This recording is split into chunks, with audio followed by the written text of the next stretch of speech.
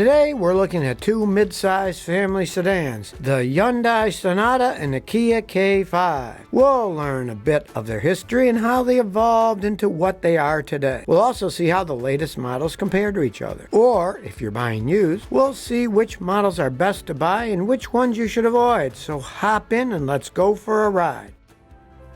If I ask you to name an Asian car brand, most people will name Toyota or Honda first. That's because these two automakers are world famous for their reliability and performance. It's also the reason they overshadow other foreign car manufacturers like Kia and Hyundai. But did you know that Hyundai is the fourth largest car company in the world? It is ranked fourth after General Motors, Volkswagen, and Toyota. In Asia, Hyundai is actually the second largest car manufacturer after Toyota. Hyundai also has the largest car manufacturing plant. It is a 54 million square foot complex consisting of 5 factories located in South Korea. This plant employs over 34,000 people. It is, of course, smaller compared to Volkswagen's 70 million square foot plant, but the Hyundai plant produces a lot more cars, an astonishing 1.6 million a year. That's one car every 10 seconds. Here's another thing. Most automakers buy steel from external suppliers, but Hyundai produces its own steel in South Korea. This enables Hyundai to easily access and use high-quality steel for its vehicles at a lower cost. It's also why Hyundai cars are often less expensive than Toyota or Honda without impacting quality. In fact, Europe took notice, and today Hyundai sells about 90% of all of its cars in the European market. Along with Europe, the popularity and demand for Hyundai cars has spread to North America as well.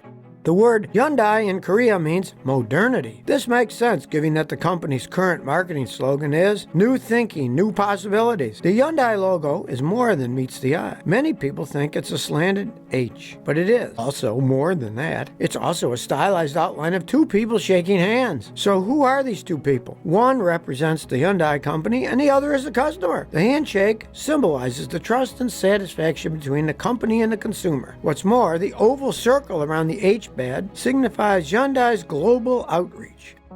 Let's talk about Kia. The word Kia translated in English means from Asia. Kia's motto is the power to surprise. And boy, is this company really capable of surprising. For instance, like Hyundai. Kia Motors also owns one of the world's largest car assembly plants in South Korea. A new Kia car rolls off the assembly line every 2 minutes. According to one study, Kia ranks third in the number of reviews after Porsche and Mercedes-Benz. Did you know that Hyundai and Kia are the first and only automakers to use a lithium polymer battery in their Hyundai Sonata and Kia Optima hybrids? The advantage of these batteries over lithium-ion batteries is that they're lighter, more compact, and have a higher energy content per cell than the conventional lithium-ion batteries used in other hybrids. Going even further, in an attempt to take the guesswork out of battery replacement costs when buying a hybrid, Hyundai was the first to offer a lifetime battery replacement warranty for its hybrid vehicles. That's not too surprising. If you consider decades ago, Hyundai was the first car maker ever to offer a 10-year, 100,000-mile warranty for all its combustion engine cars. At the time, it was the best deal a car maker had ever offered. All in all, we can say that both Hyundai and Kia are quite unique brands that produce good quality cars. By the way, if you didn't know, Hyundai and Kia are related, and not just because both of these companies are South Korean. Today, Hyundai actually owns nearly 34% of Kia Motors. Kia used to be completely independent, but during the Asian financial crisis in 1997, it filed for bankruptcy. It was at this time that Hyundai outbid Ford and initially took a 51% stake of the company. While Hyundai remains the largest stakeholder, both brands are considered subsidiaries. That explains why some Hyundais and Kias use the same engine.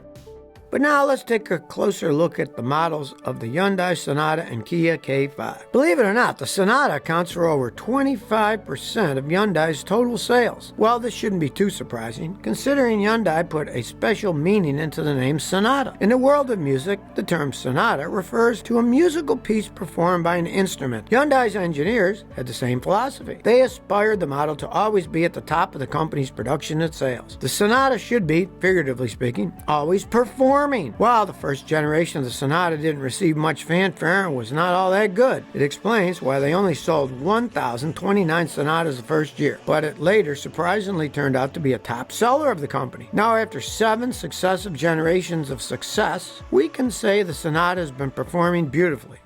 Let's talk about the Kia K5. The K5 is actually the Kia Optima. It was renamed for the 2021 model year. Along with the name change, it also received an increase in power. The Kia Optima didn't take too much splash when it was first introduced. That was in 2000. However, today it really evolved over subsequent generations. Kia is living up to its motto, to surprise. Did you know that the 2021 Kia K5 GT outperformed the BMW 330i? This was in tests conducted by the Automotive Marketing Consultants Incorporated, or AMCI, having a turbocharged inline-4 with a power output of 290 horsepower and a dual-clutch transmission. It can go from 0 to 60 in 5.7 seconds. That's 0.28 seconds faster than the 255 horsepower turbocharged BMW 330i. And now let's compare the 2022 Kia K5 and the 2022 Hyundai Sonata in more detail. Under the hood, both the models offer like engines, either a 1.6-liter or 2.5-liter turbocharged inline-4. Interestingly, despite the same engine performance, the K5 offers better fuel economy both on highway and city driving. K5 is equipped with a turbocharged 1.6 inline-4 engine that's capable of 180 horsepower and 195 pound-feet of torque. It's a front-wheel drive, 8-speed automatic transmission that propels it from 0 to 60 miles per hour in 7.8 seconds. The EPA rates the fuel economy somewhere between 27 to 29 miles per gallon city and 37 to 38 miles per gallon highway, for a combined fuel efficiency rating of 32 miles per gallon. As for the K5 GT with its 2.5